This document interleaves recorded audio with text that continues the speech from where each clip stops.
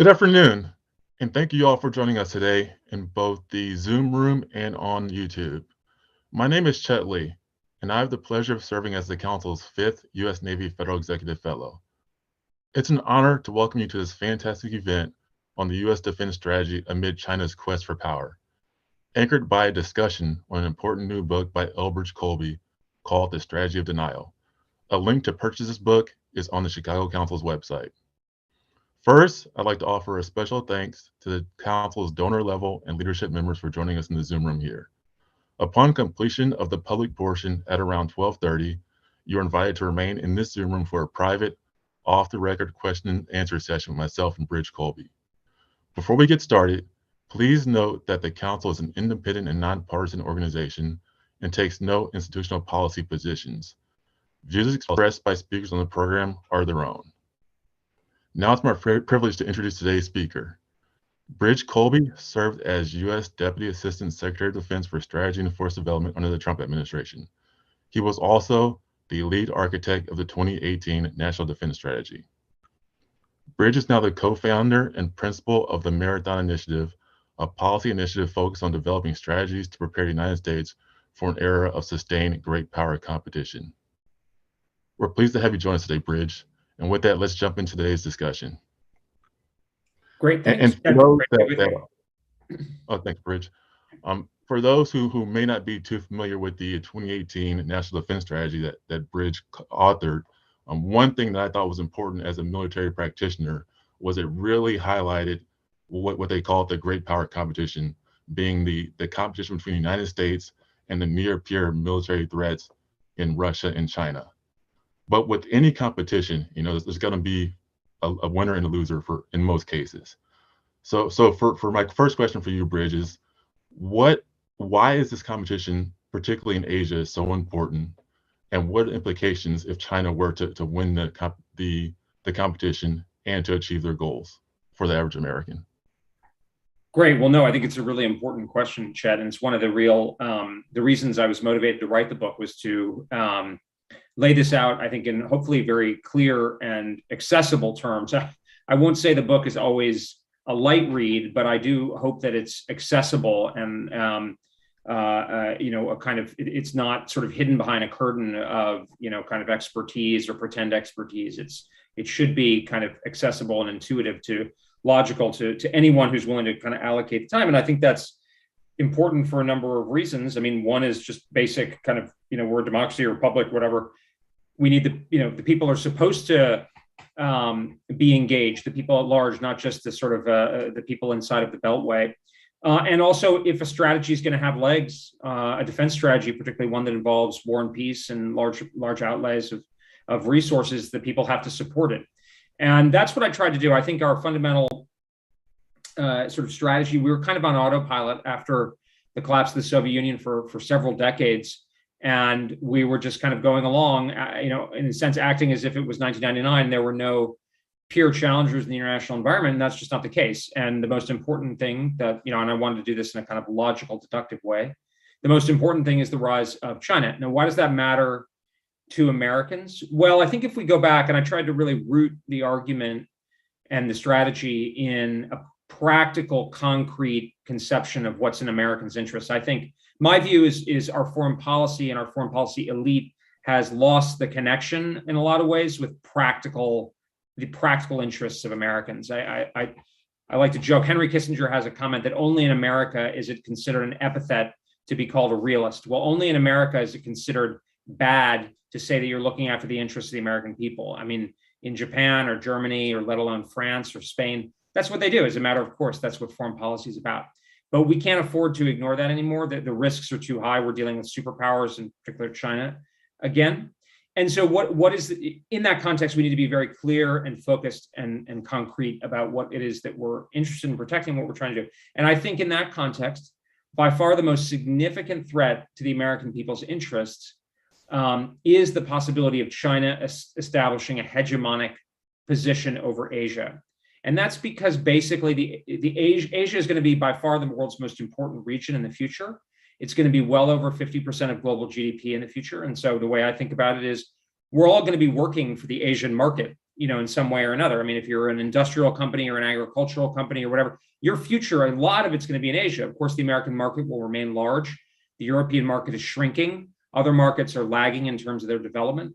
So it's really about Asia. And then, China is in Asia, and it's 1/5 to 1/4 of global GDP and power. And it very clearly appears to want to establish a predominant position. If that were to happen, everything would revolve around China. And we've already seen what Beijing is willing to do. Look at Australia, look at the NBA or Disney, or pick your example. If China were in a dominant position, we would have no recourse. We would all have to kind of fall in line, basically, or live in much straitened circumstances.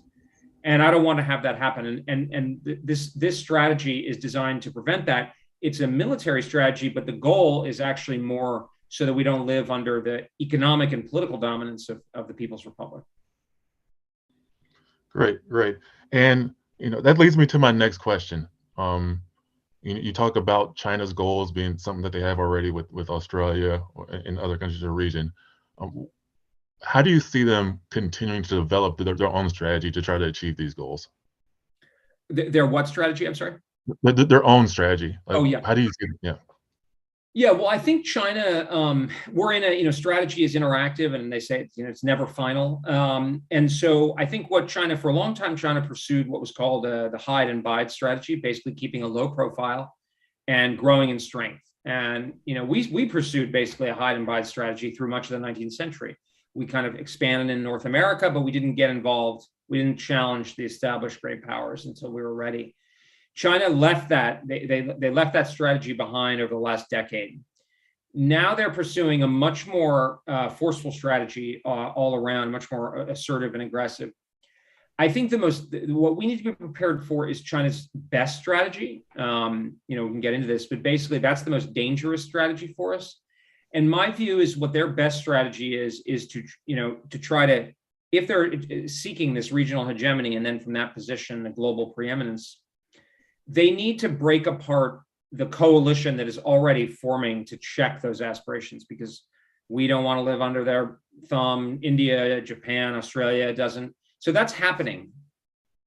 So China's, I think, adaptation to that is likely to be what I call a focused and sequential strategy, which is to try to, in a sense, put a sort of a targeted strike at the heart of this aborting coalition and cause it to collapse. And that would allow China to attain its goals, which would be transformational, but without a major total war, which China wouldn't want to risk and would be, I think, very costly in any case. So I think this is what we see happening. And I imagine there's debates within the Chinese system about exactly how they're going about it. But this is what worries me the most and what we need to be prepared for. Yeah. So you kind of hit on it, being that a strength of the United States is our alliances and partnerships in the region. How do you think the United States can best strengthen these partnerships to be able to defend against this push for hegemony on behalf of the Chinese? Yeah, I mean, I think our alliances and partnerships are a strength, but I think often that point is exaggerated. Because I think actually the current administration exaggerates that point, because there's sort of a nominal value to our alliance relationships. But it's not like if we get in a fight over Taiwan that the French and the Germans and the Norwegians and the Danes are all going to be there and maxing out. They're going to do essentially zero. So it really depends on the problem and the location and et cetera, et cetera. I mean, just to give an example, and this is not something we want to repeat, but in Vietnam, our NATO allies didn't do anything. So, we need to think more clearly about what it is and how we array this alliance network and how we adapt it. What we need to do really to work with this alliance network is focus on the goal. And the goal is a negative goal. It's an anti-hegemonic goal. I mean, it's negative sounds bad, but it's like a negative liberty. We don't want to be dominated by China. And then we got to be willing to work with whoever else wants to be in that, confederation or coalition. Confederation is too strong. It's a loose coalition, and in whatever capacity. And that means working with India, of course, Vietnam, Japan, Australia. That's where the weight is going to be. So I think, and then, in a sense, the defense strategy that I lay out is about sustaining this anti-hegemonic coalition to keep it together, to keep that keep it together, especially in the face of that Chinese attempt to break it apart through kind of basically putting like a hot microscope, like putting a microscope over, say, a vulnerable part of that coalition like Taiwan or the Philippines, and then slicing off enough of them and then causing a run on the bank because people don't think they're going to be protected out there. And that's what we don't want to have happen. Yeah, that's good. This is another segue is how much is that helped by what people see as Chinese aggression area? For example, my latest experience overseas was in India, and after the Chinese incursions along the northern border, we really felt a heightened sense of partnership with the United States just because of this. Do you think that Chinese aggression is maybe one of their disadvantages in the region? Yeah, I think it's not something. It's not that India has turned a corner and likes America so much more. It's that India has I was on a Zoom thing with an Indian yesterday, very thoughtful Indian strategist, and that's exactly it. We are bound together by our shared fear of Chinese domination and our shared opposition to it, and that is the best form of alliance. Is that shared fear because it touches on our direct interests. I mean, if we go back, we never liked the Soviet Union during Second World War, but we were both opposed to Nazi Germany, and so that made for a sufficiently durable coalition during the war. So I think that's exactly it. And clearly, it's been a mistake by the Chinese. I think it's too late for them to walk it back. But they've precipitated fundamental changes not only in India, which recently, Chet, you would appreciate the chief of defense staff there said, I think must be for the first time that Pakistan is no longer their top security threat. It's now China. I mean, that's a big deal. And that wasn't us. We didn't, whatever the Americans say, that's the Chinese. And not only their behavior, but also their strength. Same in Japan. Fundamental changes going on there because they see the writing on the wall. I mean, Xi Jinping is not a subtle man or a subtle leader, I should say. I don't know what he's like as a man, but that's definitely what's happening. And so we need to capitalize on that to work together and have a strong enough deterrent, because while the Chinese are precipitating opposition, they're very, very, very powerful, and they're a unitary actor, right? We're a bunch of different countries working together. They're one big country that's centrally located. So it's a tough proposition. So my next question, so everywhere you look, in media, Twitter, news, you hear of these large leaps in military tech on behalf of the Chinese. You hear about them having now a larger number of surface vessels than the United States, and news of hypersonic missiles, satellites, those type of advancements. Where do you see the balance of military power between the United States and China right now? Have they completely surpassed us? We're definitely more competitive than we were maybe 10 years ago, but is the news of the more of the doom and gloom scenario, is that true in your opinion? Well, I mean, it's hard to say. No, I don't think we've lost by any stretch. I think we're still net ahead, but again, it matters what we're talking about, because you don't fight a war in a vacuum.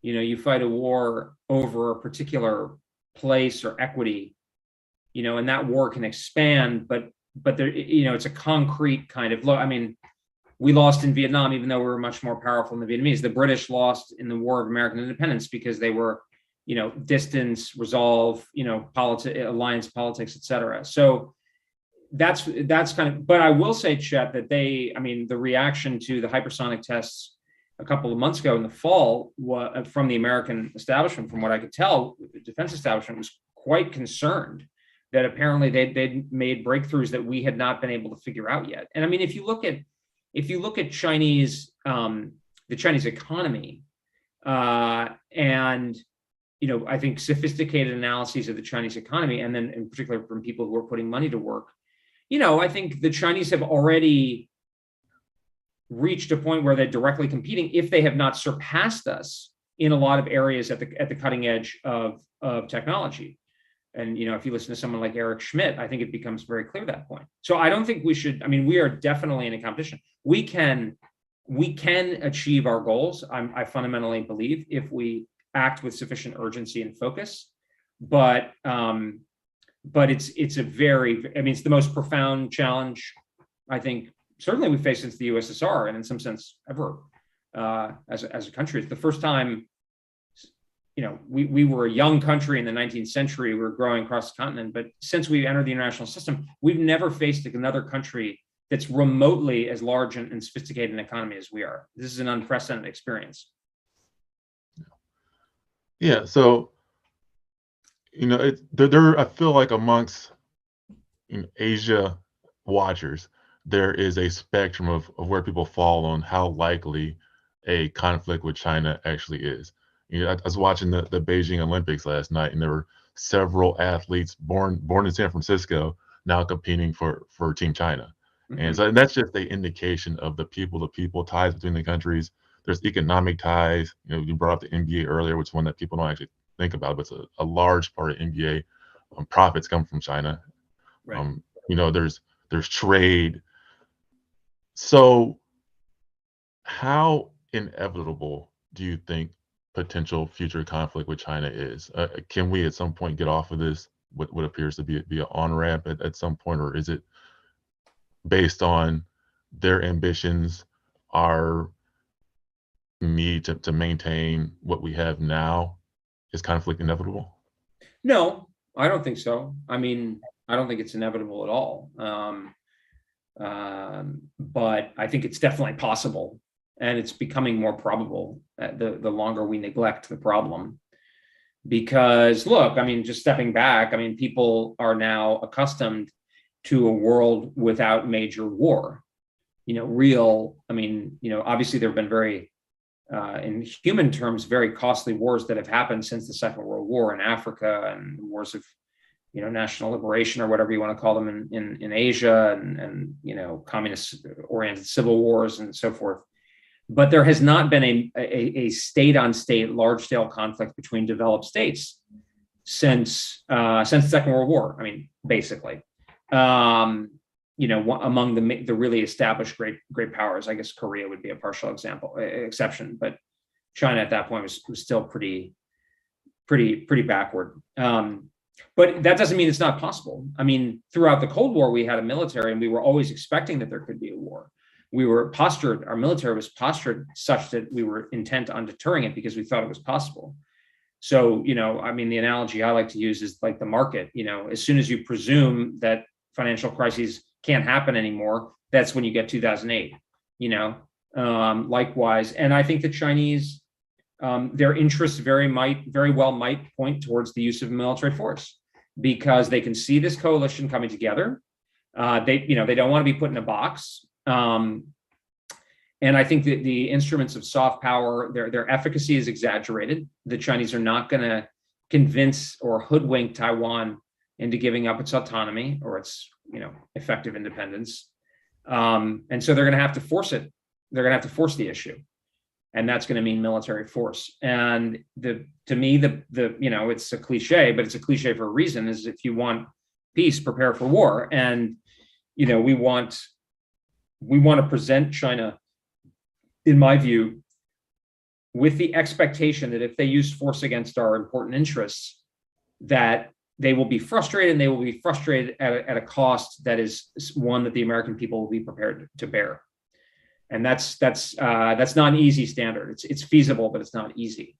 So, but if we do that, I think then China will want us to believe that it will be, it can never be tolerate that kind of thing for a variety of reasons. But the reality is that I think they will, because their alternatives will be worse. So we'll find a different way. And in that context, détente would become possible.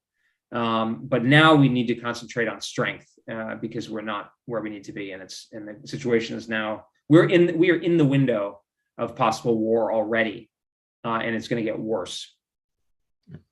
So you spoke about concentrating on what we really need to do to confront this challenge. Earlier in the year, I guess over late summer, when the U.S. finally left Afghanistan, I felt like, as an Asia watcher, that we could finally concentrate on the pressing long-term threat, having divested ourselves from a lot of resource drain that went into Afghanistan and the Middle East. Mm-hmm. Now, recently, we have the Russia provocation along their border. Do you fear that you did highlight Russia as one of our near peer threats in the 2018 National Defense Strategy? However, I always looked at it as China as kind of the one and Russia as the 1A threat. Do you think that, Yeah. again, focusing on Russia for however long this issue takes could again draw our concentration away from where it needs to be in the long term? Well, the National Defense Strategy laid out China as the top threat, followed by Russia, in a more localized sense. So I fully agree with you. And in fact, the situation has become more severe. So I actually think we need to downshift. 2018 National Defense Strategy, I think there was at that point, the idea in my head at least was we would strengthen deterrence in Eastern Europe in order to give some time for the Europeans to step up and take the leading role.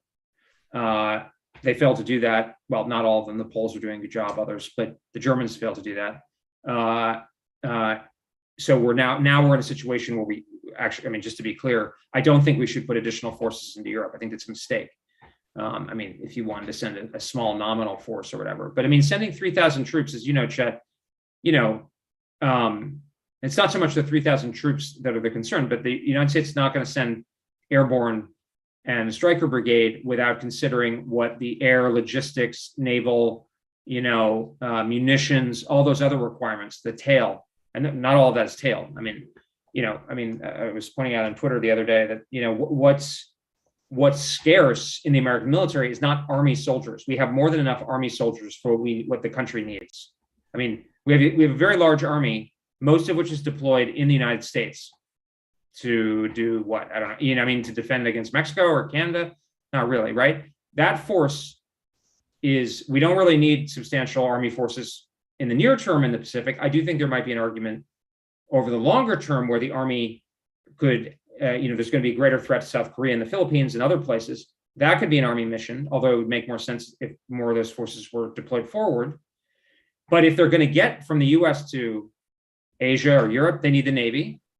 And moreover, we don't send ground forces without air. I mean, American forces, the story I commonly hear is American forces have not been under direct air attack since the Korean War, right? That's because we have not even air superiority. We've had air dominance. That hasn't always led to victory, and it's the Air Force that's scarce and the Navy that's scarce.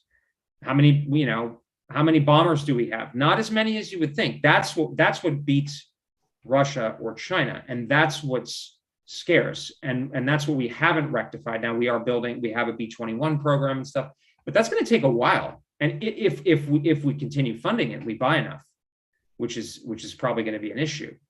But I think at this point we're basically, my view is it's China, nukes, and low-cost counterterrorism. Those are the three things the military should be working on. If you're working on something else, you should probably get a new job in the military. That's my view. Great. And so we got a 5-minute warning from our production. So I'll end with one last question. If the U.S. DoD and policymakers could focus on one thing to help oppose China, what in your opinion, what should that be? Well, I think that the thing that I would do is probably on the military side. If I were the president or I were advising the president, I would say every day you should have an update on how we're doing better on our ability to defend Taiwan. Because if we can defend Taiwan, we can defend Japan, the Philippines, and Australia. South Korea is a little bit different, but it's a tougher nut for the Chinese to crack anyway. So we'll be good. And we're not where we need to be, according to public analysis. So I would be like, if we lose a war over Taiwan, it's going to be the most catastrophic outcome for the United States from a strategic point of view, maybe ever. I don't know. I mean, Pearl Harbor, everybody kind of knew how the war in the Pacific was going to turn out at the end of the day. Even the Japanese had a pretty good idea. So like when we went into World War I, by the time we had started flooding forces into Europe, the war was everybody knew where it was going. It was over by the spring of 1918. If we lose a war over Taiwan and Chinese get a more significant position in Asia, it's not clear we're going to be able to push them back because they're so strong. They're a huge economy that's our own size. Japan was a tenth the size of the economy of the United States. So that's what I would do. I would do that, and whatever is needed. And I mean, people can have differences about, this missile or that missile or this platform or that platform, whatever. My view would be like, whatever, let's just make sure we can do it and let there be no doubt, including in Beijing. And then the second thing I would do is I would have the State Department and other instruments. I would be like, your job is to get Japan to triple its defense spending, and Taiwan should be spending like 5 times on defense spending. If I were Taiwanese, I was talking to them this morning. If I were Taiwanese, I would want Americans to be putting pressure on me to spend more on defense. And from my point of view, I'm thinking about what's in Americans' interest. I don't want Americans to die because the Taiwanese didn't do their job, and made an invasion more likely. So that's the two basic things. And if we get those things right, so that the Chinese say, today's not the day, every day going forward, we'll be able to work out the other stuff. We'll be able to work out the soft power and all the, the symbolic events at the UN or whatever. But if we get that wrong, we're toast. Or at least we're in a really bad situation where a lot more people are going to die, and we're going to be in a higher possibility of losing fundamentally. Great. Well, thank you, Bridge, for this discussion. It was wonderful. Yeah. At this time, we'll transition to our private, off-the-record question and answer session, a special opportunity for the Council's donor-level members and leadership here in the Zoom room. For those in the Zoom room, you may remain here, and we'll get started in just a couple of minutes. To those tuning in from YouTube, thank you for joining us, and we look forward to seeing you at our next program. Thank you.